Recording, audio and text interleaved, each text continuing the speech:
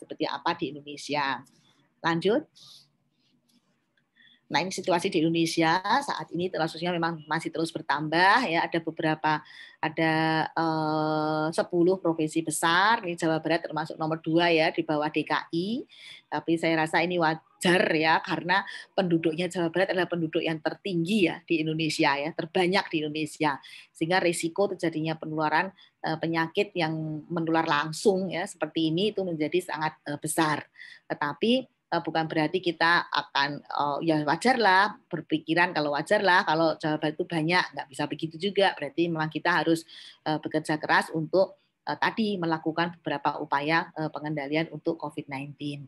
Kemudian kalau dari sisi jumlah kasusnya saat ini sudah lebih dari 1 juta ya. Kan kemudian angka kematiannya juga sudah cukup tinggi, tambahan kasusnya sekarang tuh pasti di atas 10.000 rata-rata ya. Pasti di atas 10.000. Kemudian yang diperiksa, spesimen diperiksa sebenarnya sudah sangat banyak, sudah 9 juta lebih. Kemudian dari ya 6 juta lebih orang.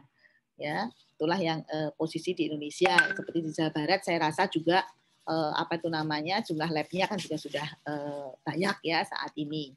Lanjut.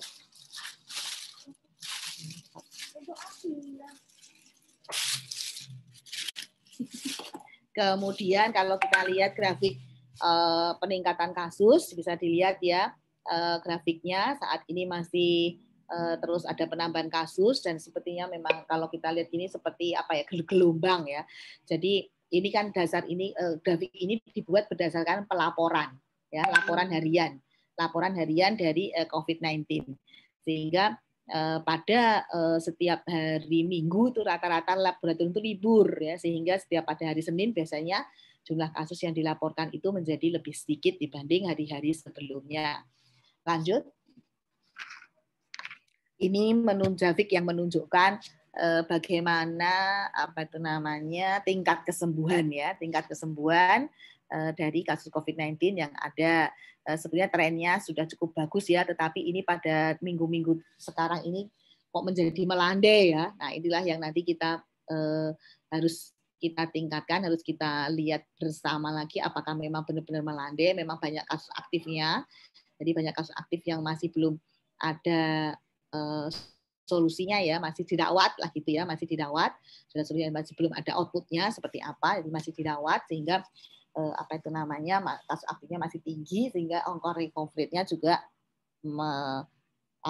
melandai seperti ini. Tapi angka kematiannya Indonesia pada waktu itu masih cukup tinggi, sekarang itu sudah 2,8%, jadi masih lebih tinggi dari situasi tingkat global. Lanjut. Ini dari case fatality rate untuk per bulannya, per provinsinya sampai dengan tanggal 31 Januari, Jawa Barat sebetulnya sudah cukup rendah ya 1,3%, berarti sudah di bawah angka CFR nasional begitu ya. Lanjut. Ini untuk grafik threshold ya pemeriksaan laboratorium ini sebetulnya menunjukkan dengan surveillance yang sensitif tentu saja ya dibuktikan dengan jumlah tesnya yang sudah memenuhi standar, kemudian kita lihat positivity rate-nya seperti apa. Berarti ini menunjukkan kalau memang positivity rate-nya itu masih di atas 5%, berarti memang masih terjadi penularan pada minggu ini ya, pada minggu ini di wilayah beberapa wilayah di Indonesia karena ini kan tabel provinsi ya, grafik provinsi Bapak Ibu, sehingga ini menerjemahkannya seperti itu. Berarti memang di wilayah di Indonesia ini masih terjadi penularan yang cukup tinggi ya untuk COVID-19 ini. Jadi karena targetnya juga sudah 1 itu ya, sudah 1 per 1.000 penduduk ya, meskipun sebenarnya kalau kita breakdown per provinsi belum merata, masih ada beberapa provinsi yang berapa kali lipat dari target, tetapi ada beberapa provinsi yang memang masih rendah. Lanjut. Kalau kita lihat dari gambaran secara epidemiologi dari kelompok umurnya, saya rasa ini hampir sama ya dengan tadi 2 negara yang lain, Korea Selatan dan Cina, di mana kasusnya itu terdistribusi paling banyak adalah kelompok usia produktif ya 25 tahun ke atas, tetapi kalau kita lihat angka kematiannya paling tinggi adalah kelompok-kelompok umur di atas 54 tahun ya, lebih tinggi. Ya, mungkin ini beberapa diskusi yang mengatakan ya mungkin karena tadi ya faktor komorbid, faktor imunitas ini sangat berpengaruh terhadap kematian akibat infeksi COVID-19 ini. Lanjut. Nah, ini kalau kita lihat dari jenis kelamin, sepertinya tidak ada perbedaan untuk semua mempunyai kesempatan untuk sembuh, begitu ya, baik itu laki-laki maupun perempuan, dan resiko kematiannya juga saya rasa tidak ada perbedaan yang signifikan. Kemudian kasus aktifnya juga demikian sama. Lanjut. Ini ada beberapa web, Bapak Ibu sekalian, kalau ingin melihat situasi yang ada secara situasi COVID-19 di Indonesia, dan juga ada sebetulnya pedoman-pedoman yang bisa di-download dari web ini, sehingga Bapak Ibu tidak menggunakan sumber-sumber ataupun guideline-guideline yang tidak berasal dari Kementerian Kesehatan. Gitu ya. Kalau Kementerian Kesehatan kan berarti ya memang sudah resmi itu yang dipakai gitu. Lanjut saja. Ini gambaran umum untuk COVID-19. Jadi memang ini sebetulnya saya rasa Bapak Ibu juga sudah hafal ya. Jadi intinya COVID-19 disebabkan oleh virus sejenis yang kita sebut sebagai coronavirus. Pada waktu awal ini terjadi muncul ya, ini belum ada namanya ya, sehingga pada waktu itu kita sebut sebagai novel coronavirus ya pada waktu itu. Tapi kemudian di WHO itu ada satu tim khusus gitu yang memang mempunyai tugas untuk memberikan nama satu patogen gitu ya, dengan mempertimbangkan tentu saja tidak memberikan nama yang mengandung unsur bisa menjadi satu daerah gitu ya, sehingga dibanyakan seperti itu sekarang. Jadi kalau dulu kan kita kenal misalnya sebagai Nipah virus, itu kan berasal dari satu daerah yang namanya Nipah di di daerah Malaysia. Jadi sekarang hal seperti itu sebenarnya mulai dihindari, sehingga namanya sekarang itu disebut sebagai COVID-19 gitu ya. Ya mungkin kan disebut sebagai dari coronavirusnya itu mungkin ya, kemudian ditemukannya kan pada tahun 2019 mungkin ya, sehingga namanya COVID-19.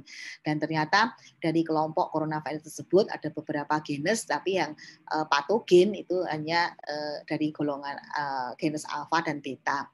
Dan kemudian yang berbahaya bagi manusia itu ada SARS ya, yang sudah duluan merebak ya. Kemudian juga ada MERS-CoV yang sampai sekarang juga sebetulnya masih ada, tetapi keduanya ini belum ada ditemukan infeksinya di Indonesia. Tetapi kalau kasus orang Indonesia yang terinfeksi di negara yang lain ada, gitu ya. Dan kemudian masuklah coronavirus ini atau kita sebut sebagai COVID-19. Kalau kita lihat dari angka kematiannya, sebenarnya COVID-19 ini paling rendah ya, sampai 35%, sedangkan SARS 9%, dan kemudian penularannya dari sisi awal penularannya ternyata ketiganya ini diteliti ternyata kemungkinan besar berhubungan dengan hewan tertentu. Sedangkan COVID-19 masih dibuktikan ya apakah hewannya tersebut. Tapi kemudian kalau kita lihat dari angka kematian tadi, ya COVID-19 ini paling rendah sih. Tapi sebetulnya hal inilah yang menjadi potensi menimbulkan pandemi.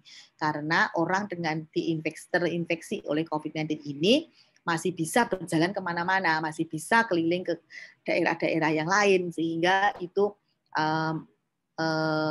memungkinkan ya terjadi penularan antar manusia dan kemudian menyebar ke secara cepat menyebar ke beberapa negara.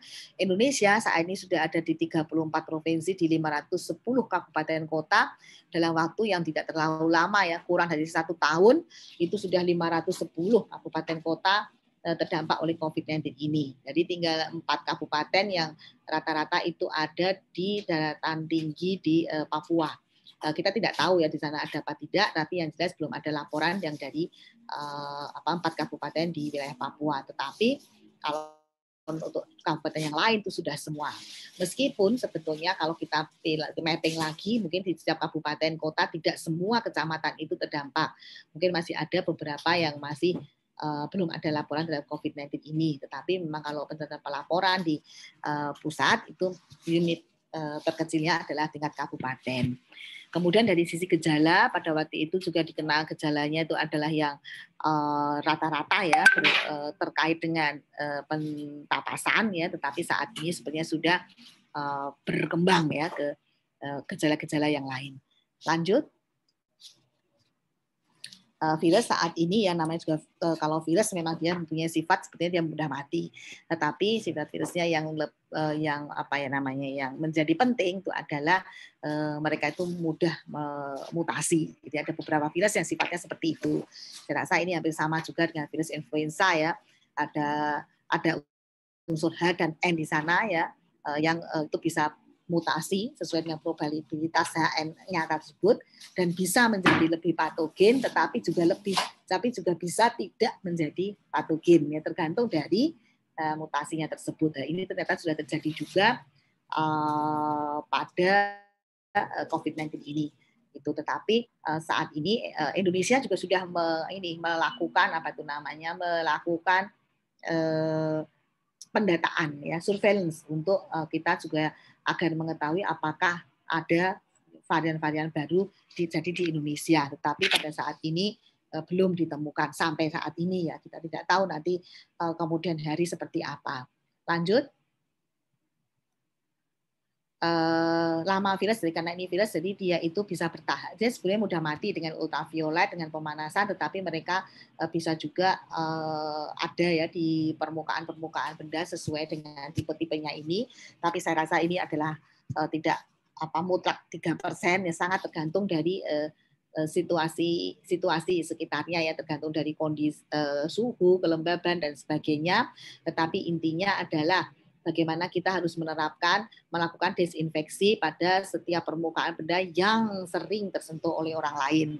Nah, inilah juga mungkin yang nanti Bapak Ibu dalam bekerja nanti ini menjadi perhatian. Jadi jangan misalnya meja pendaftaran kan ada beberapa meja, kursi. Nah, itu harusnya sering dilakukan desinfeksi supaya kita tidak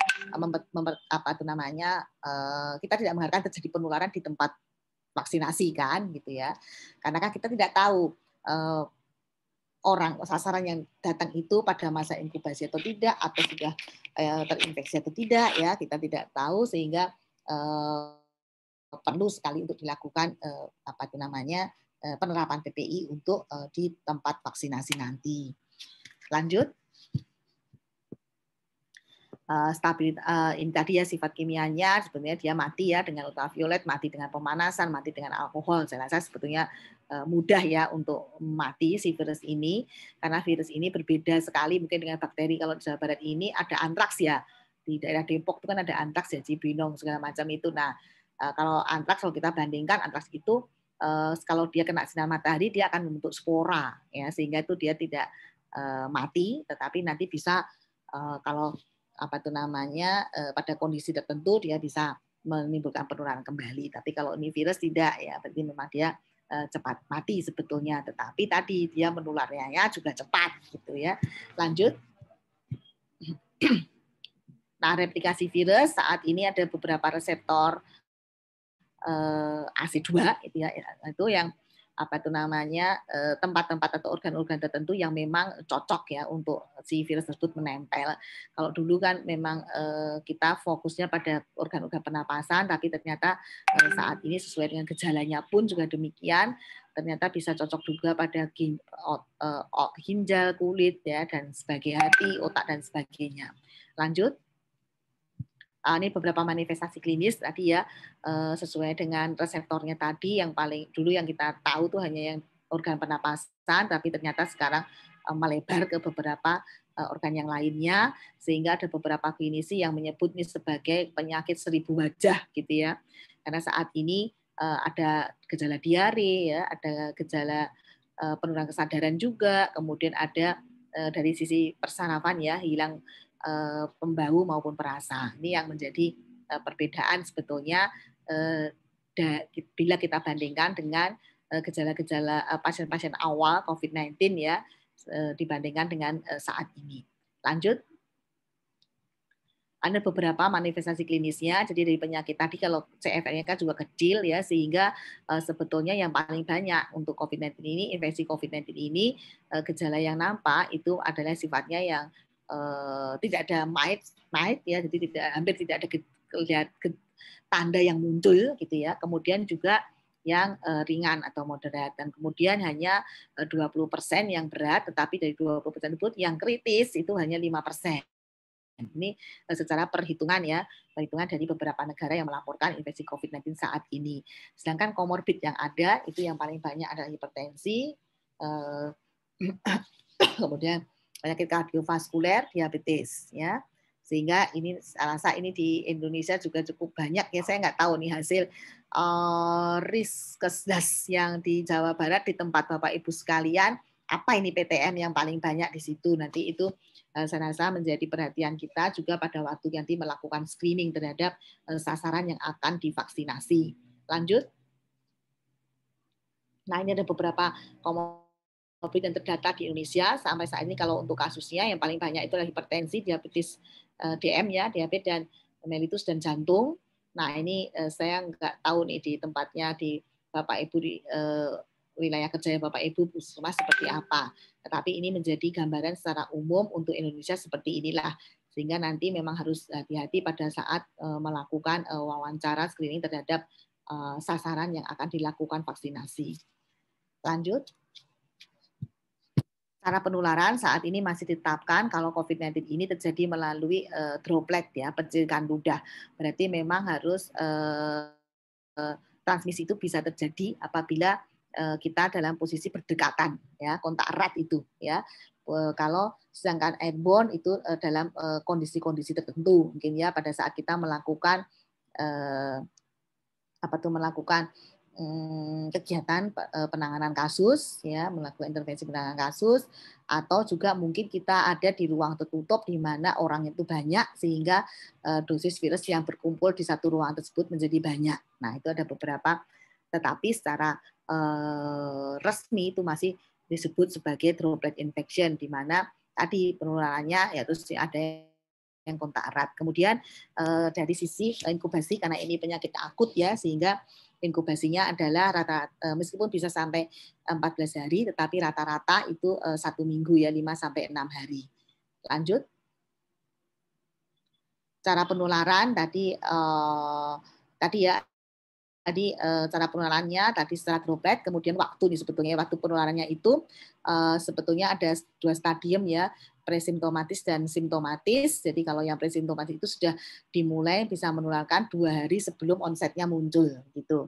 Kemudian sifatnya virus sendiri setelah dilakukan kultur itu ternyata apabila onsetnya sudah pada hari ke-8, jadi setelah hari ke-8 itu sudah tidak bisa dilakukan di kultur lagi gitu ya, sehingga tidak mempunyai kemampuan untuk tadi ya menularkan ya sebetulnya, sehingga mengapa dilakukan juga isolasi dengan perhitungan 10 dan 14 hari. Lanjut. Atau resiko saat ini masih jelas ya, tadi ya ada beberapa penyakit komorbid, usia, dan kemudian riwayat perjalanan dan perilaku yang lainnya tentu saja. Lanjut saja. Pemeriksaan laboratorium saat ini itu masih yang menjadi gold standar yang dimasukkan dalam pencatatan pelaporan itu masih menggunakan hasil dari pemeriksaan real time PCR dan tes molekuler cepat atau TCM. Ya, untuk diagnosis diperlukan 2 kali pemeriksaan dalam jarak 24 jam. Sedangkan rapid test yang lain kan ada rapid test antibody. Itu yang bisa mendeteksi IgM dan IgG. Ya, itu tidak bisa digunakan sebagai diagnosis, itu sebagai screening. Kemudian rapid test antigen itu juga demikian, nanti akan ada akan ada SE ataupun perubahan ya di pedoman pengendalian kapan rapid antigen itu bisa menjadi diagnosis dan kapan dia sebagai screening gitu ya. Nanti akan ada flow anunya sendiri, saya belum bisa sampaikan di sini karena belum resmi dikeluarkan ya, sehingga ini hanya menyampaikan saja ada beberapa rapid seperti ini. Kemudian rapid antigen ini sebetulnya fungsinya adalah substitusi ya dari keterbatasan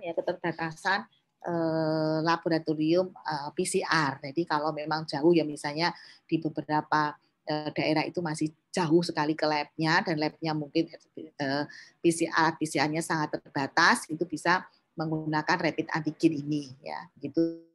Tetapi pada saat ini masih yang masuk di dalam pelaporan on record itu adalah hasil dari real time PCR dan TCM. Lanjut. Pencegahan dan pengobatan saat ini belum ada terapi yang spesifik ya untuk COVID-19 ini. Jadi pengobatannya masih sifatnya simptomatik dan suportif. Kemudian vaksin saat ini sedang kita laksanakan ya, dan efikasinya bisa sampai efikasinya sudah ada ya, tetapi bisa menimbulkan daya kebalnya itu sampai berapa lama ini kita belum mendapatkan informasi yang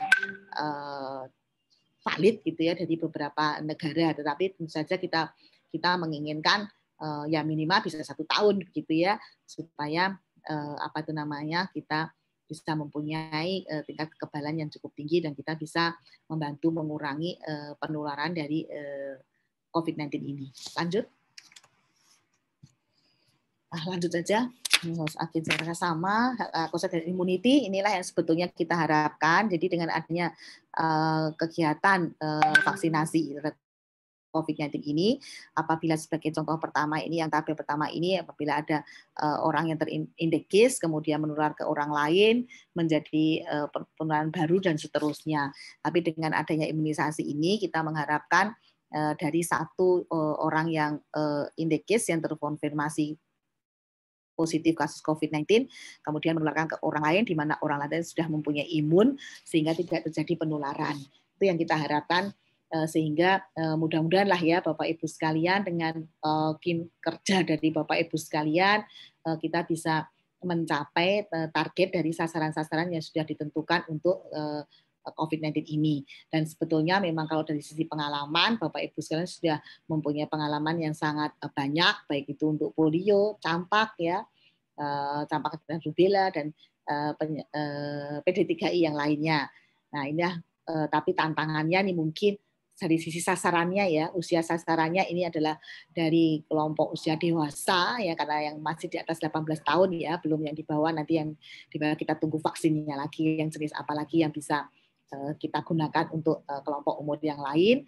Sedangkan yang mungkin pengalaman Bapak Ibu yang sekarang ini lebih banyak kepada yang usia di bawah 18 tahun malahan ya. Kalau sekarang yang di atas 18 tahun yang di target utama vaksinnya. Lanjut. Perkembangan vaksin, jadi sebetulnya begini, kalau kita dengan adanya vaksin ini kita harap, kita yang pertama itulah yang saat ini ya, jadi kita sudah ada pandemi baru kita membuat vaksin gitu ya, sehingga angka penurunannya juga pasti akan pelan-pelan sebanding dengan pelaksanaan atau cakupan dari vaksinasi tadi. Tetapi jika dari awal ada vaksin, nah ini sebetulnya bisa cepat ya dikendalikan ya pandemi ini. Tapi memang tidak mudah ya Bapak Ibu untuk menciptakan sebuah vaksin yang bisa diimplementasikan kepada masyarakat. Lanjut. Nah ini tadi ya tidak mudahnya itu inilah ya, tidak mudahnya itu kalau kita ingin membuat satu vaksin tertentu, mungkin kita mempunyai sheet virus banyak sekali ya, karena Indonesia ini kan gudangnya penyakit ya, penyakit potensi KLB banyak sekali kita punya. Bahkan kita sekarang untuk polio kita masih punya ini ya, virus polio ya yang ada di Bio Farma ya, sehingga Bio Farma itu adalah satu-satunya pembuat vaksin ya yang ada di Indonesia yang memang disetujui oleh WHO untuk masih menyimpan virus polio, sehingga mereka juga mampu untuk membuat vaksin untuk polio tersebut. Nah, jadi tidak mudah ya, melampaui berbagai macam cara ya, dan biasanya kalau kita membuat vaksin untuk penyakit-penyakit yang lain itu memerlukan waktu bertahun-tahun ya, seperti misalnya kemarin untuk denggi kan Jawa Barat juga termasuk dipakai ya untuk uji coba ya waktu itu di Kota Bandung ya, tapi ternyata hasilnya juga tidak begitu menggembirakan, akhirnya kita berhentikan. Tapi untuk COVID-19 ini karena ini situasinya adalah extraordinary ya, situasinya pandemi, sehingga tahapan-tahapan ini tetap dilampaui ya, tahapan praklinis, klinis fase 1, fase 2, fase 3 sampai ke proses perizinan. Tetap dilampaui, tetapi waktunya ini terus yang intensif sehingga bisa dicapai klinis fase 3 itu dalam waktu yang cepat, sangat cepat begitu. Dan kemudian beberapa platformnya juga bermacam-macam, tetapi semua platform ini intinya bisa dimanfaatkan ya, dan berbeda-beda dari sisi platformnya, dan kemudian karena platformnya berbeda berarti nanti ada keuntungan dan kerugiannya, dan kemudian berpengaruh juga kepada dosis pemberiannya, waktu pemberiannya gitu ya. Lanjut. Nah, ini ada beberapa platform tadi, saya rasa ini nanti Bapak Ibu bisa membaca, intinya tipe vaksin berbeda-beda, tapi semuanya ini bisa dilakukan ya, asal tadi ya, sudah melampaui fase 3-nya tadi, sudah melampaui perizinannya, itu bisa dimanfaatkan ataupun diimplementasikan di masyarakat.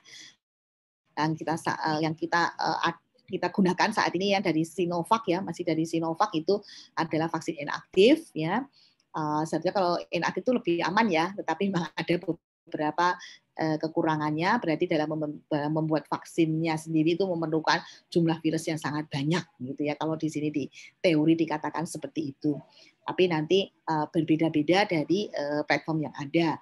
Kalau yang dari vaksin dari virusnya sendiri ya, dari protein virusnya sendiri, dia sebetulnya kelebihannya cepat dibuatnya ya, tetapi mungkin ada permasalahan di imunitasnya ya, imunogeniknya. Kemudian kalau yang ini ya vaksin vektor virus ini yang dikembangkan menggunakan backbone-nya itu virus yang lain tetapi yang tidak berbahaya ya. Ini juga dikembangkan oleh Oxford University ya dengan merek AstraZeneca ya, kalau di sini dikatakan seperti itu. Jadi intinya ini ada bermacam-macam, tapi bermacam-macam platform tadi ada kelebihan ada kekurangannya, tetapi pada intinya ini bisa semua digunakan asal ya tadi ya sudah melampaui berbagai macam persyaratan dalam penggunaan vaksin. Lanjut. Ini ada beberapa kemarin sudah dilakukan vaksinasi secara diawali dulu dengan pemimpin negara ya dengan vaksin Sinovac yang sudah ada izin edarnya sudah melakukan sertifikasi berupa emergency use of authorization ya karena situasi tadi ya situasi pandemi ini jadi kita bisa melihat emergensi ya kegiatan-kegiatan yang sifatnya emergensi dan kemudian juga sudah mendapatkan sertifikasi halal dari Majelis Ulama Indonesia.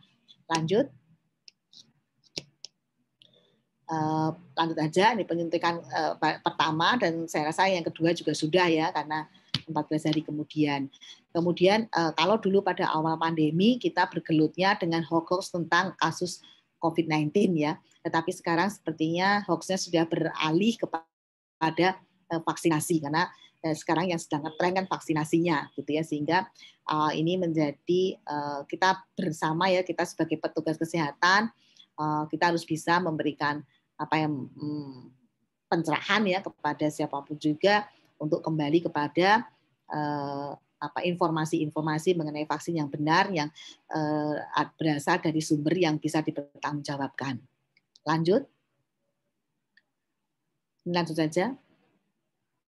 Lanjut, kita beralih kepada kita masih punya setengah jam lagi ya. Jadi lanjut, jadi Bapak Ibu sekalian kita sudah membuat pedoman-pedoman dan pedoman-pedomannya itu terus kita lakukan penyempurnaan sesuai dengan perkembangan penyakit. Jadi bukan berarti kebijakan pemerintah itu berganti-ganti, pedomannya itu sampai 5 kali berubah ya. Perubahan-perubahan ini juga kita lakukan berdasarkan dari guideline dari WHO yang memang berubah karena namanya juga penyakit baru jadi tidak ada satu negara pun sebetulnya yang punya pengalaman untuk pengendalian COVID-19 ini sehingga kita semua belajar dari pengalaman dari pasien-pasien yang kita lakukan tata laksana. Jadi tapi intinya secara garis besar baik itu pedoman 1, 2, 3 dan 4 sampai 5 itu kegiatan utama yang dilakukan adalah tetap yaitu surveillance ya, kemudian tadi ya surveillance dengan segala macam kegiatannya, pencatatan laporannya, kemudian kriteria surveillance-nya, kemudian bagaimana cara kita melakukan PE-nya, kemudian diagnosis laboratorium. Dulu kita mengenal laboratorium untuk COVID-19 hanya sedikit sekali ya, tapi sekarang ini sudah banyak sekali lab yang mempunyai kemampuan untuk melakukan diagnosis terhadap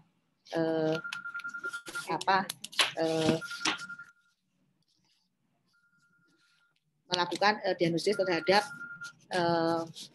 COVID-19.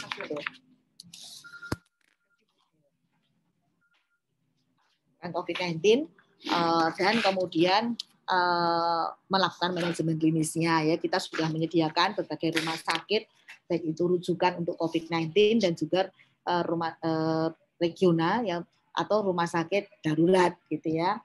Dan juga ada beberapa sarana yang digunakan untuk isolasi mandiri untuk kasus-kasus tertentu yang memang bisa melakukan isolasi mandiri tetapi harus terpusat karena di rumahnya kita tidak bisa melakukan isolasi mandiri.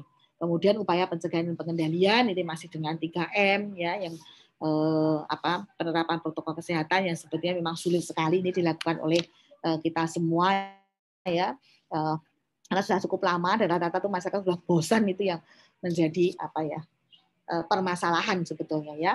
Dan kemudian juga komunikasi resiko dan pemberdayaan masyarakat karena ini pandemi penyakitnya ada di masyarakat sehingga masyarakat itu memang penting sekali perannya dalam hal pemantauan orang-orang yang harus melakukan karantina mandiri, bagaimana pemantauan untuk masyarakat yang harus melakukan isolasi mandiri ya ini adalah harus kita upayakan ya dari masyarakat ini mampu untuk melakukan tindakan-tindakan yang memang sesuai dan mereka bisa kerjakan ya misalnya dengan kader-kader saat ini kita juga sedang membuat ya skenario untuk tracer ya untuk ada tenaga tracing yang akan kita terjunkan membantu puskesmas dan kemudian juga ada kader yang kemudian itu menjadi perpanjangan tangan dari petugas tracing untuk sampai kepada masyarakat.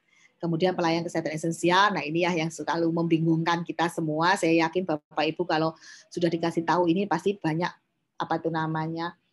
ya siapa yang ngerjain gitu ya, pasti banyak protesnya ya karena kita untuk COVID-19 ini sudah semuanya tercurah untuk COVID-19, tetapi ternyata kita harus mengerjakan pelayanan kesehatan esensial yang lain, misalnya bagaimana TBC-nya, penemuan kasusnya seperti apa, kemudian HIV, kemudian untuk DBD.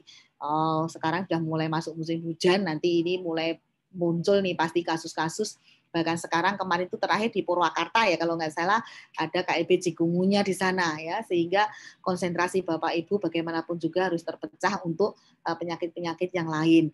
Demikian juga untuk PD3I, hati-hati saat ini karena cakupan imunisasi rutin lengkapnya juga pada tahun 2020 kemarin mengalami penurunan yang cukup tajam sehingga hati-hati dengan KLB PD3I. Saat ini sudah ada beberapa laporan dari Jawa Barat juga ada itu difteri ya, hati-hati difteri, kemudian campak juga mulai dilaporkan di beberapa daerah kemarin yang termasuk yang paling terakhir itu dari Aceh kalau saya tidak salah. Kemudian penyediaan sumber daya. Lanjut.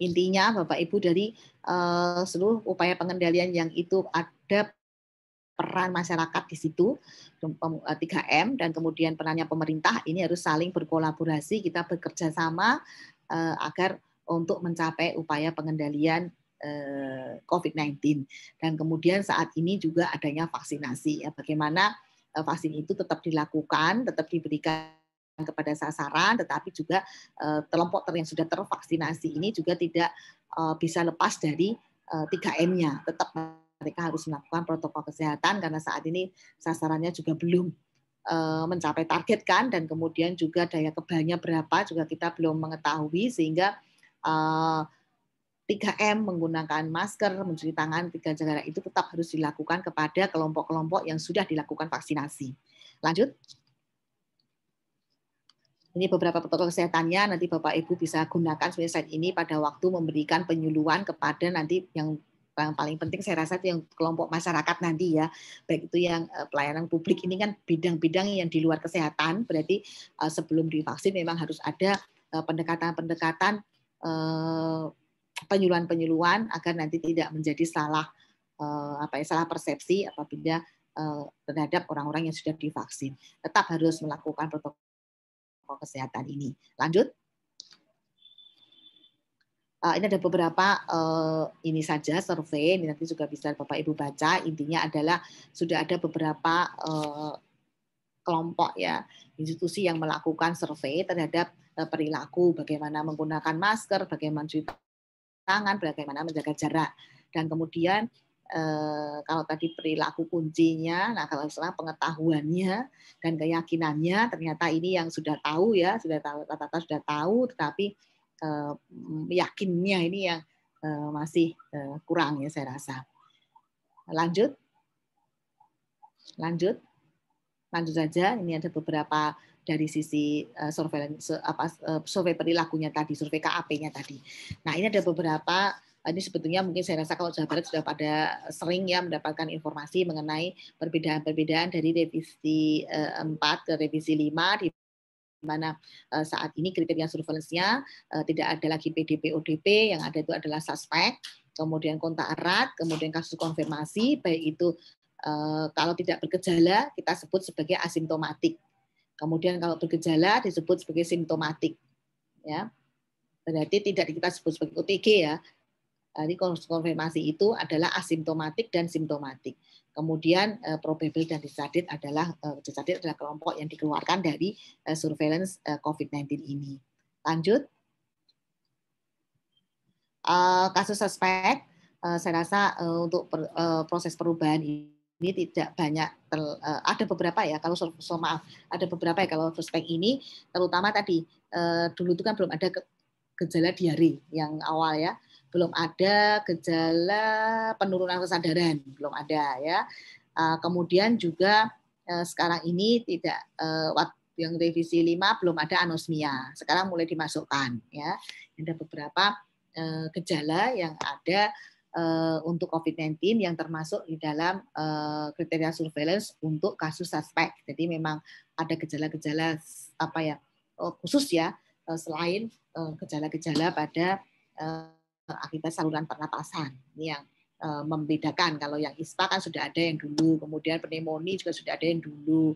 Nah ini sekarang ditambah dengan diare, penurunan kesadaran, kemudian tadi adanya gejala akut anosmia, hilang kemampuan indera penciuman dan hilang kemampuan indera perasa. Ini yang sekarang ini terakhir ini sepertinya ini sering terjadi, dan apabila kalau sudah terjadi ini biasanya 90% pasti positif gitu ya. Lanjut. Kemudian probable, pada intinya kalau probable itu Bapak Ibu adalah satu kriteria di bawahnya confirm.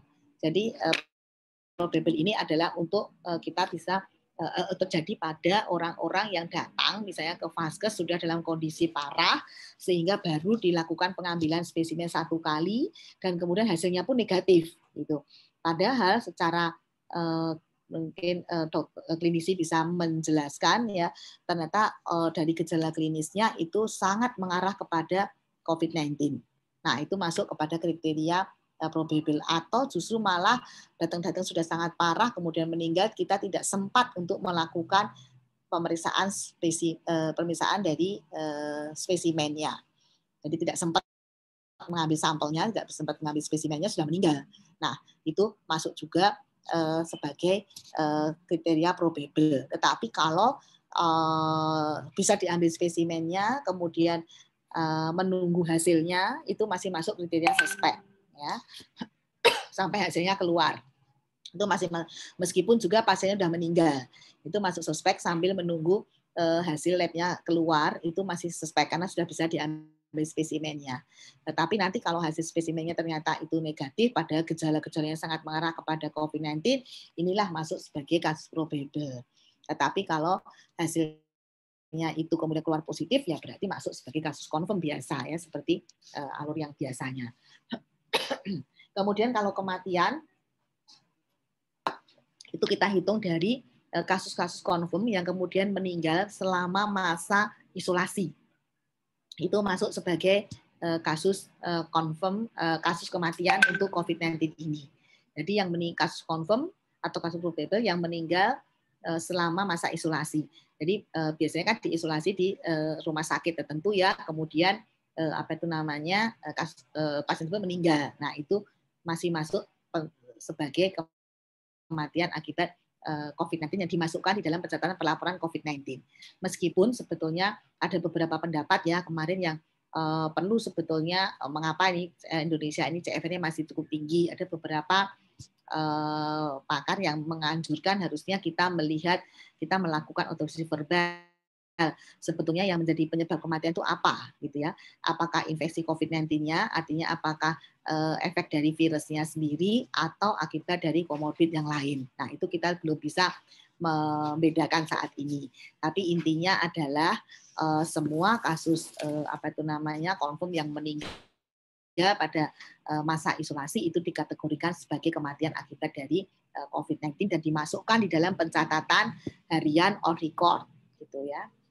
Lanjut. Nah ini untuk pelaku perjalanan saya rasa tidak ada perbedaannya. Kemudian di Zadit itu adalah orang-orang suspek tadi ya, suspek yang sedang dilakukan pemeriksaan spesimen selama 2 kali berturut-turut dalam selang waktu 24 jam, kemudian hasilnya negatif, itu masuk di Zadit. Kemudian orang-orang yang sudah melaksanakan kontak erat ya, yang sudah melaksanakan masa karantina selama 14 hari juga masuk sebagai kasus di Zadit. Kalau confirm tadi ya, jadi selama ini sampai sekarang ini yang dimasukkan adalah hasil dari real time PCR maupun TCM. Nanti yang antigen akan ada edaran tersendiri. Itu masuk sebagai kasus konfirmasi. Nah, semuanya ini harusnya dilaporkan di dalam sistem pencatatan pelaporan ORICO TC19. Ya, saya rasa ini teman-teman Jawa Barat memang kalau ini ada beberapa yang krusial ya, masih ada beberapa perbedaan-perbedaan data yang terjadi antara rilis yang dari pusat yang di dalam populasi ORICO tersebut dengan situasi ataupun jumlah kasus yang nyata yang ada di kabupaten kota. Tetapi intinya pada saat ini kami sudah bekerja sama dengan Pikobar ya sistem pelaporan yang ada di provinsi untuk menyamakan data tersebut. Sehingga memang tadi ya beberapa hari terakhir ini Jawa Barat kasusnya seperti banyak sekali, tetapi itu adalah sebetulnya hasil dari penyamaan data antara pusat dengan daerah untuk segera kita samakan ya sehingga ada beberapa yang meskipun kasus lama itu baru dilaporkan sekarang gitu. Lanjut.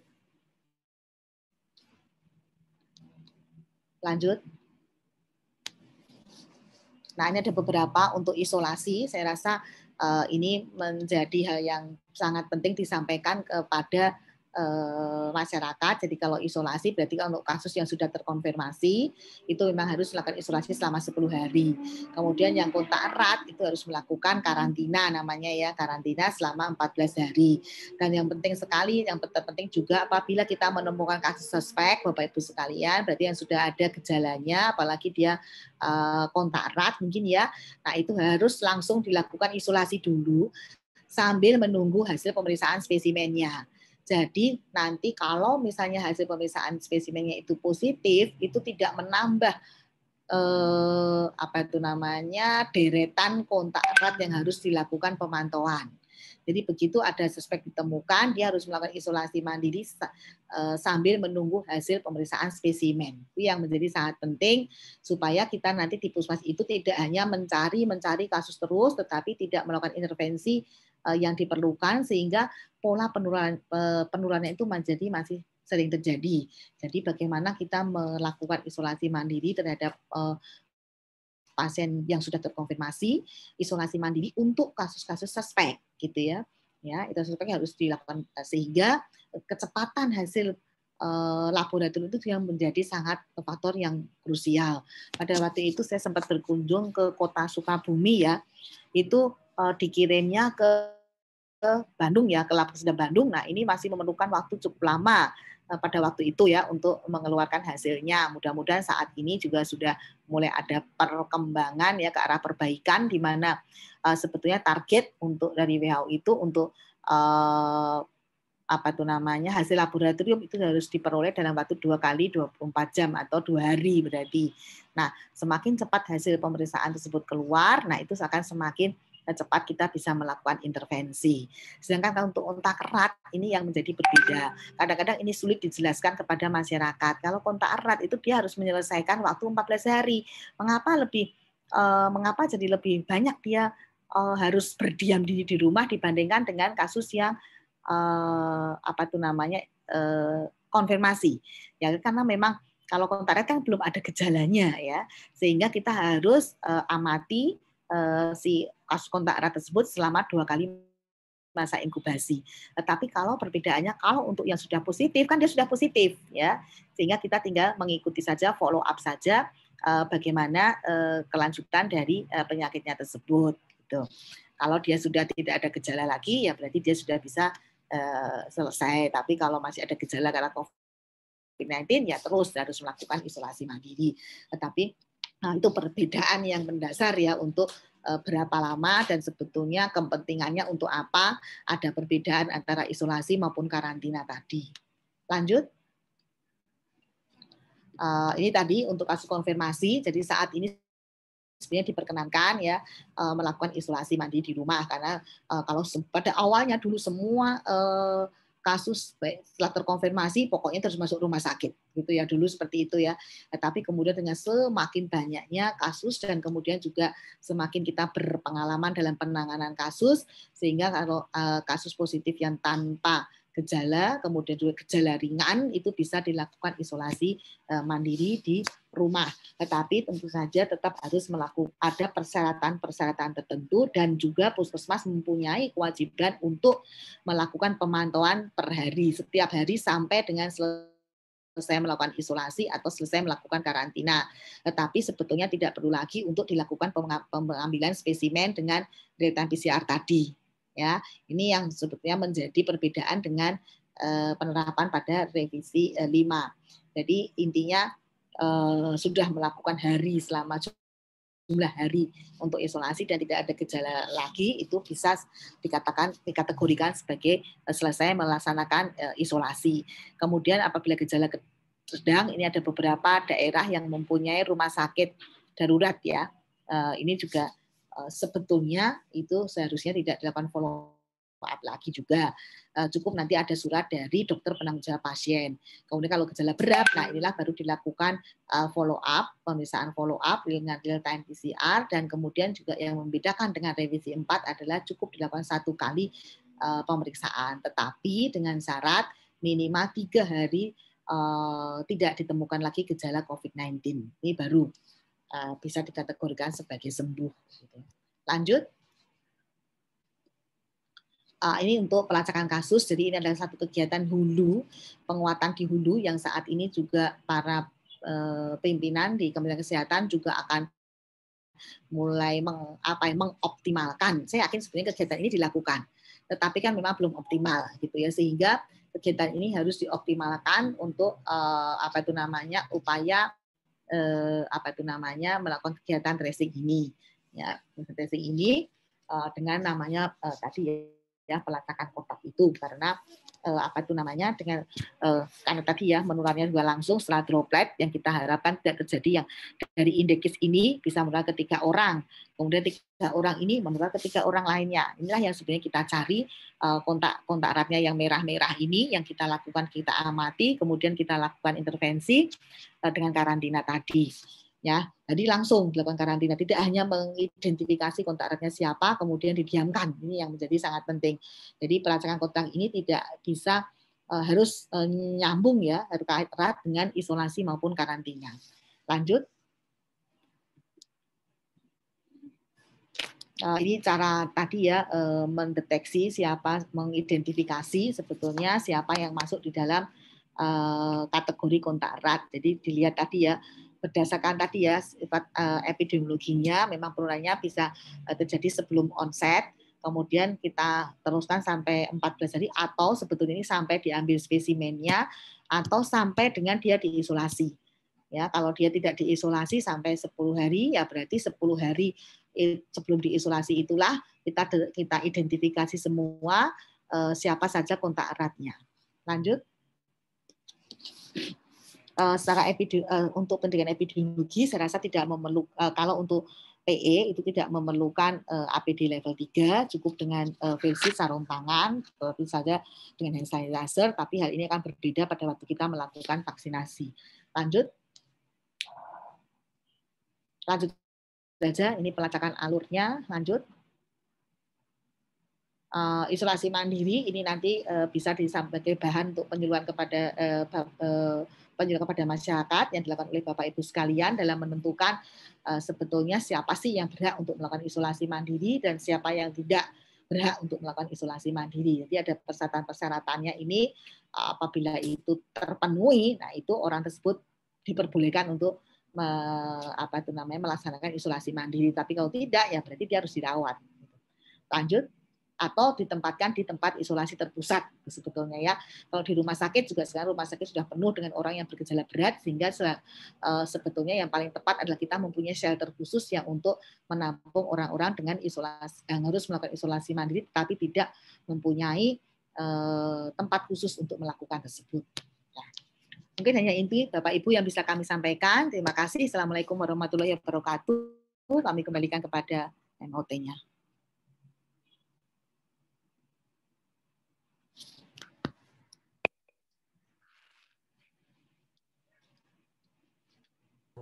Baik, terima kasih Bu Endang untuk materi pada siang hari ini.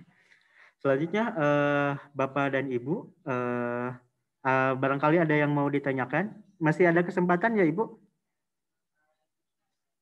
Silakan Pak, kalau ada yang bertanya. Ya, masih ada waktu sekitar 15 menit lagi sebelum beristirahat.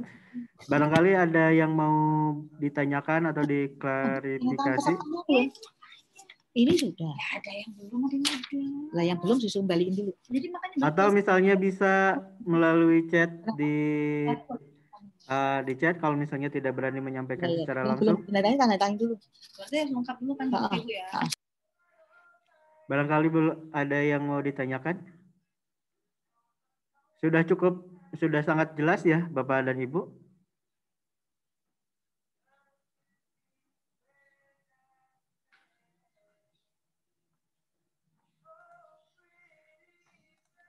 Kalau misalnya tidak ada yang ditanyakan, izin bertanya. Ya silakan Pak Muhammad Taufik Hidayat. Silakan langsung dibuka.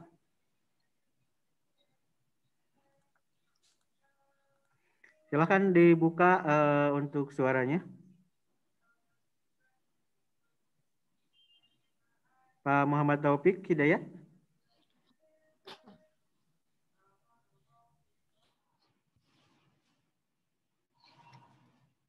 Atau saya menjawab dulu yang ini ya Pak. Yang dari Muhammad Taufik Hidayat ya Pak. Izin bertanya tentang ini ya Pak. 10 hari dinyatakan selesai isoman tapi swab PCR masih positif. Nah ini sebenarnya berbeda ya. Jadi begini, isolasi mandiri itu kan dilakukan sama 10 hari tadi. Ya, kemudian kalau itu seharusnya kan tidak dilakukan pemeriksaan follow up. Ya, tetapi kalau ada orang-orang yang memang menghendaki ya dilakukan pemeriksaan terhadap PCR, nah ini ada keuntungan kerugiannya Bapak Ibu sekalian. Kerugiannya jelas kalau melakukan pemeriksaan lagi berarti mengikuti pedoman revisi 5 tadi. Berarti kalau masih positif harus diikuti dengan pemeriksaan 1 kali negatif kan. Nah, berarti harus isolasi mandiri tadi. Padahal itu sebetulnya sudah dijelaskan saya rasa untuk pakar-pakar laboratorium, karena kalau PCR itu masih bisa mendeteksi bangkai dari RNA virus, protein virusnya. Sehingga sebetulnya sudah tidak virulen, tetapi masih terdeteksi dengan pemeriksaan PCR. Nah, itulah sehingga mengapa muncul ya kebijakan-kebijakan tadi yang tidak ada gejala tetapi terkonfirmasi positif COVID-19 itu tidak perlu follow up. Ya, kemudian yang ringan juga demikian. Dan kemudian juga kalau kita melihat dari sifatnya virus tadi, kalau kita kulturkan setelah hari ke-8 sudah tidak bisa lagi kita kultur lagi, ya otomatis berarti seperti itu kita bisa menjelaskan kalau virus tersebut sudah tidak mempunyai kemampuan untuk menularkan lagi, ya muncul tadi sehingga tadi kita belajar ya dari sifat virusnya, belajar dari apa itu namanya metodologi pemeriksaan COVID-19 ini, ya sehingga itu muncullah kebijakan seperti itu. Jadi itu coba dites Pak, kalau kejadian seperti itu, kalau dia sudah isolasi mandiri selama 10 hari, coba dites antigen. Nah, kalau kita tes antigen itu harusnya pasti hasilnya negatif, karena sudah tidak ada protein virusnya lagi yang ada di dalam tubuh. Ya, itu adalah sisa dari infeksi yang lama. Itu memang sifat apa ya? Ya sekarang itu memang sebagai gold standar ya real time PCR itu. Tetapi kita tidak menutup kemungkinan ada beberapa kekurangan-kekurangan dari real time PCR. Kalau kita bandingkan seperti difteri ya, ini kan Jawa Barat ini pasti paham semua tentang difteri ya. Kalau difteri itu mengapa pemeriksaannya lama? Karena kita kultur kan ya, itu kan kita kultur, kita hidupkan dulu apakah bakteri difterianya ini benar-benar virulen, benar-benar menularkan atau tidak, hidup atau tidak, sehingga bisa menularkan atau tidak. Sehingga tesnya itu kultur, kemudian ada elek tes ya, sehingga itu lama, perlu waktu 1 minggu lebih. Mengapa tidak PCR? Karena PCR kita tidak tahu nih bakteri yang ditemukan ini menular tipe yang patogen atau tidak, menularkan ke orang lain atau tidak gitu. Sehingga ya sebetulnya sih paling bagus itu kultur memang ya, apapun juga ya, tetapi dalam situasi pandemi kan hal itu tidak memungkinkan, sehingga gold standar untuk COVID-19 ini adalah dengan PCR. Begitu ya Pak. Ini apa lagi nih ya? Salah. Bentar. Tadi 10 hari tadi itu ya Pak.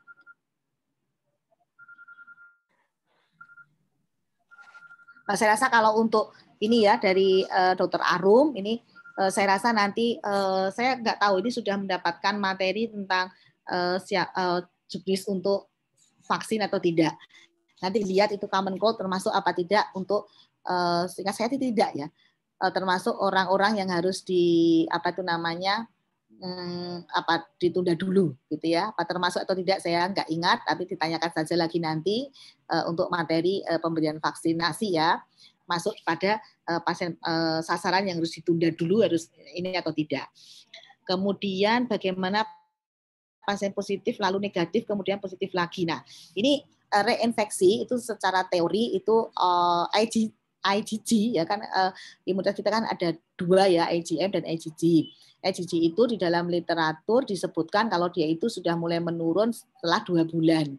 Sehingga kita kemarin berdiskusi dengan Badan Litbang untuk pelaporan yang sudah negatif ya, kemudian setelah misalnya ini sekarang di bulan 1 Februari ya, kemudian nanti 1 Februari, bulan Maret, April dia itu positif lagi. Itu kita masuk sebagai, kita hitung sebagai kasus baru, bukan kasus lama karena sudah selang 2 bulan gitu. Tetapi kalau belum 2 bulan itu masih kita hitung sebagai kasus lama. Kemudian apakah masih menularkan? Ini kita tidak tahu ya Pak. Jadi kita belum tahu secara jelas apakah kalau mungkin ini berbeda dengan demam berdarah denggi ya. Kalau denggi itu infeksi primer itu kan biasanya kita demam denggi saja ya. Misalnya kita terinfeksi D1 nih. Nah, kita demam denggi nih biasanya munculnya ya, meskipun bisa juga nanti akan jadi parah ya. Kita terinfeksi kedua nih, infeksi sekunder kita masuk D2. Nah, itu untuk menjadi dengue hemorrhagic fever itu menjadi sangat memungkinkan gitu terjadi seperti itu ya, lebih parah istilahnya, sehingga terjadi kebocoran plasma yang mengakibatkan perdarahan sehingga kita sebut sebagai DBD ya, demam berdarah denggi ya. Tetapi kalau untuk COVID-19 ini kita belum mendapatkan informasi dan WHO juga sebenarnya belum mengeluarkan guideline apakah infeksi kedua itu akan menjadi lebih ganas atau tidak. Ini kita belum bisa memutuskan Pak. Kita hanya Bu ya, ini kita belum punya guideline yang benar dan saya rasa WHO juga belum mengeluarkan guideline apakah infeksi kedua itu akan menjadi ganas atau lebih tidak ganas gitu ya, karena Ya, itu masih kita tadi ya, penyakit baru kita sama-sama belajar gitu ya. Tapi ini hal yang bagus juga, pertanyaan yang bagus juga, mungkin ini bisa menjadi bahan penelitian dari teman-teman klinisi dengan belajar dari pasien-pasien yang dirawat atau ditemukan di lapangan.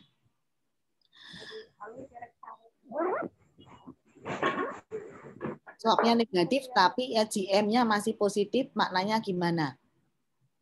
Nah, ini sebetulnya nih, nah ini tadi ya, karena swab itu tadi, kalau swabnya itu sudah apa tuh namanya, tapi jadi IgM harusnya kan jadi gini, kalau rapid test kan bukan gold standar ya, rapid test itu kan sensitivitas dan spesifitasnya terbatas, dia tidak 100% ya, sensitivitasnya bukan, bahkan untuk COVID-19 ini sangat bervariasi ya, setiap jenis mereknya itu bervariasi sekali, sehingga mengapa kita memutuskan rapid test dengan antibody ya, IgM, deteksi IgM dan IgG tidak bisa digunakan sebagai diagnosis. Yang digunakan sebagai diagnosis itu adalah dengan swab.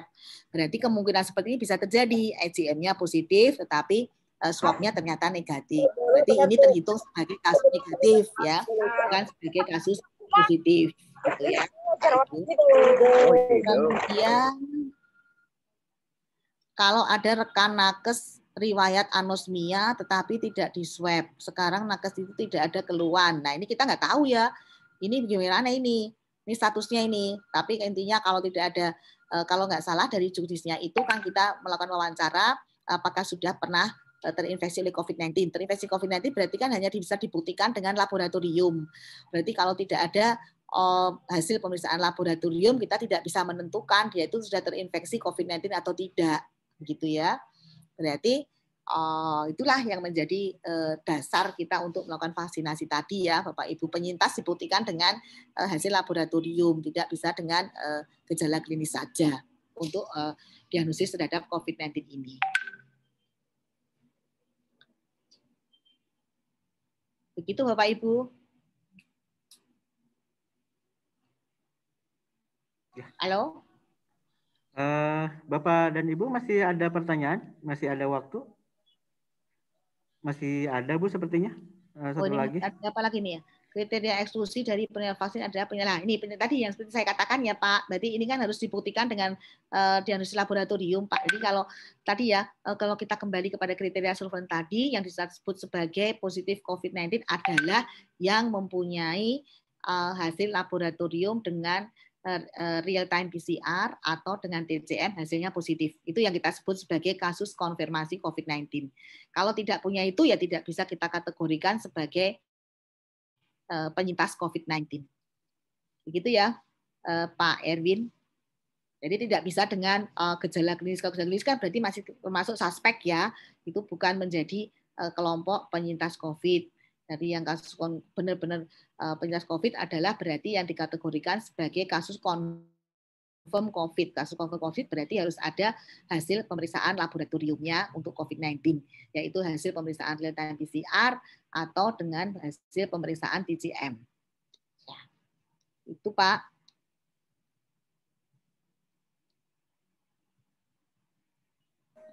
Oke, sudah semua. Masih ada lagi ternyata Bu dari Pak Erwin. Mana? Kalau misalnya orang tersebut OTG. Iya. OTG sebentar. Terima kasih. Maaf kalau misalnya OTG ini maksudnya OTG ini maksudnya konfirmasi asimptomatik ya, Dr. Erwin. Kalau konfirmasi asimptomatik kan ada hasil laboratoriumnya, berarti sama perlakuannya Pak. Berarti termasuk penyintas. OTG kan nggak ada lagi Pak. Jadi sekarang adanya itu adalah konfirmasi simptomatik maupun konfirmasi asimptomatik. Konfirmasi tapi tidak ada gejala. Tapi kan ada hasil labnya karena dia masuk sebagai kategori konfirmasi. Sehingga berarti termasuk penyintas juga Pak.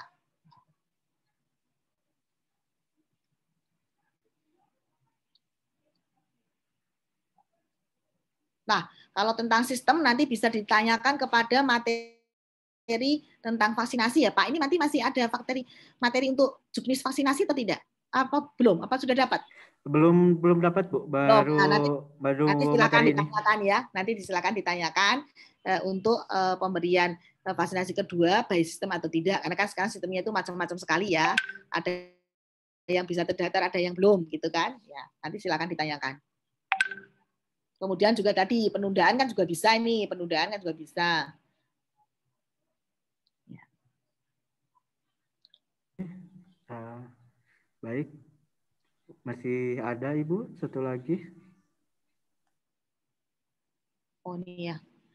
Maksudnya Bu, kan ada juga yang memang dia asimptomatik tidak kalau tidak melaksanakan swab itu kita tidak tahu dia itu, apalagi ini asimptomatik. Jadi intinya itu adalah kita memilah nih sebetulnya ya, mana yang sudah positif itu kan sebetulnya kemarin kan juga sebenarnya ada perdebatan ya, harusnya yang penyintas itu juga harus mendapatkan vaksinasi karena kan IgG-nya juga akan tidak bertahan sampai seumur hidup ya. Tetapi itu pada saat ini target kita ini baru yang yang benar-benar free ya, karena ini vaksin baru ya saya rasa, tapi mudah-mudahan nanti bisa ditanyakan lebih jelas kepada nanti pemberi materi vaksinasi ya. Memang kita memerlukan, karena ini vaksin baru, kemudian berarti kita memang harus yakin benar-benar orangnya itu ada orang-orang yang sehat gitu ya. Kemudian jika pernah terinfeksi kita tidak mengetahui bahwa pasien tersebut pernah terkonfirmasi dan tidak. Nah ini kan sama ya dengan yang Pak Aris Maulana ya. Intinya adalah kita memang ya kalau kita tidak melakukan tes, padahal kita mungkin terinfeksi dan tidak gejala, kita tidak tahu kan apakah kita terinfeksi atau tidak. Tetapi itu saya rasa kan tidak bisa dijelaskan oleh semua orang. Jadi intinya adalah pada waktu wawancara tadi kita menanyakan tadi ya sebagai penyintas tadi adalah persyaratannya ada hasil laboratoriumnya. Misalnya itu doang Pak, karena kita tidak melakukan pemeriksaan dulu kan sebelum melakukan vaksin. Saya rasa ini berbeda dengan hepatitis ya, berbeda jauh dengan hepatitis kemarin. Kalau nakes tidak ada komorbid tidak mau divaksin bagaimana lah? Ini silakan ini berarti pendekatan ya, pendekatan dari pemerintah daerah dan dari direktur rumah sakitnya, karena bagaimanapun juga kalau menurut saya intinya kalau pemberian vaksin itu kan tidak hanya untuk kepentingan kita sendiri ya Bapak Ibu sekalian, apalagi ini tidak ada komorbidnya. Padahal vaksin itu dari sisi administrasi, dari sisi teknisnya, itu dari platformnya, dari pembuatannya kan sudah bisa dipertanggungjawabkan karena sudah melalui uji-uji tadi ya, fase-fase tadi sudah dilampaui. Kemudian dari sisi persyaratan administrasi sudah ada 2 yang menjadi krusial di Indonesia, yaitu ada izin edarnya dari BPOM dan juga ada sertifikat halal dari MUI. Kemudian itu kan sudah semua ya, berarti persyaratan vaksin itu bisa digunakan di Indonesia. Tetapi kemudian kita kembali kepada fungsi ataupun fungsi ya dari pemberian imunisasi atau vaksinasi COVID-19 ini. Ini kan sebetulnya tidak hanya untuk kepentingan kita sendiri. Yang kita lindungi dengan vaksinasi ini bukan diri kita sendiri, tetapi untuk masyarakat. Nah, itulah yang kembali kita dalami, kita pahami bersama. Apalagi kan ini tidak ada komorbid ya, sehingga sebetulnya kita harus berpikir kalau memang kebutuhan vaksin ini kan tidak hanya untuk kepentingan saya sendiri, kita sendiri, tetapi untuk kepentingan seluruh masyarakat sehingga kita bisa secepatnya mencapai yang namanya herd immunity tadi, sehingga dengan kita diimunisasi apabila nanti kita kita kontak erat ataupun kontak erat ya dengan kasus confirm, kita tidak menimbulkan kita mempunyai kekebalan, kita tidak bisa menularkan lagi ke orang lain lagi gitu ya. Kita berpikirnya itu adalah untuk masyarakat ya, tidak hanya untuk kepentingan diri kita sendiri. Kalau menurut saya seperti itu nih jawaban pertanyaan dari Bu Desi ya mengenai nakes, yang apalagi ini tadi yang sebagai saya tekankan ini tidak ada komorbid. Kalau ada komorbid lain perkara ya. Tentu saja itu ada beberapa perbedaan yang terkontrol, kemudian sifatnya dicurigai akan menjadi KIPI dan sebagainya. Tapi kalau tidak ada komorbid berarti kan tidak ada alasan untuk melakukan penolakan terhadap vaksinasi ini. Saya rasa itu Bapak yang bisa kami sampaikan.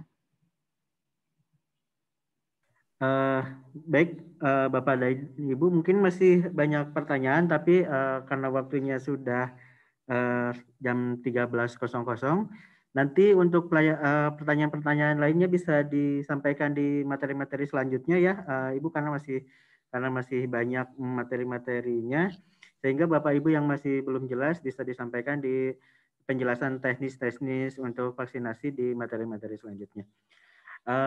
Baik, terima kasih Bu Endang untuk Ya, materinya. Pak, sama-sama Pak. Terima Sampai kasih. pukul 13 ya. Assalamualaikum warahmatullahi wabarakatuh. Saya izin ya Pak. Siap, terima kasih Bu Endang. Untuk selanjutnya Bapak dan Ibu silakan dipersilakan untuk beristirahat selama 60 menit sampai jam 14 untuk sholat, makan, kemudian istirahat terlebih dahulu, nanti masuk pukul 14 dengan materi KIPI. Terima kasih, saya akhiri, sampai jumpa jam 14.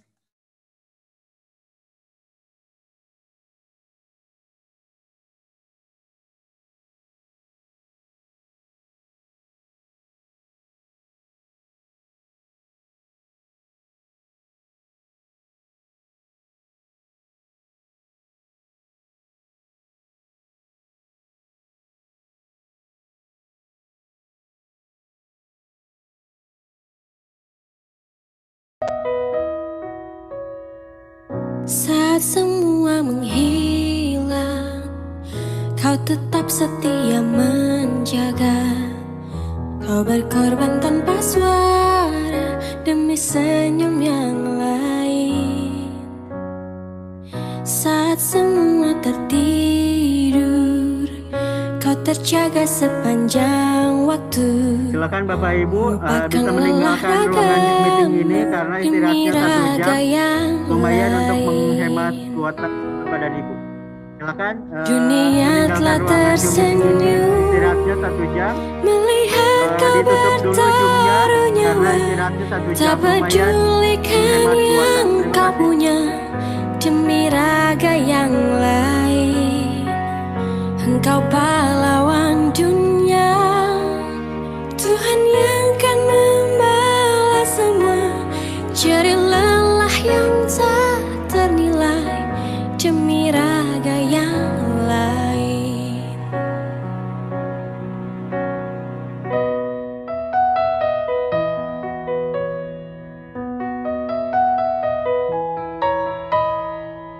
Walau hampir tiada sudut untukmu menghela nafasmu, teriring doa untukmu, suara ini untukmu. Dunia telah tersenyum melihat kau bertaruh nyawa, tak pedulikan yang kau punya demi raga yang lain. Engkau pahlawan dunia, Tuhan yang kan membalas semua jerih lelah yang tak ternilai demi raga yang lain. Jerih lelah yang tak ternilai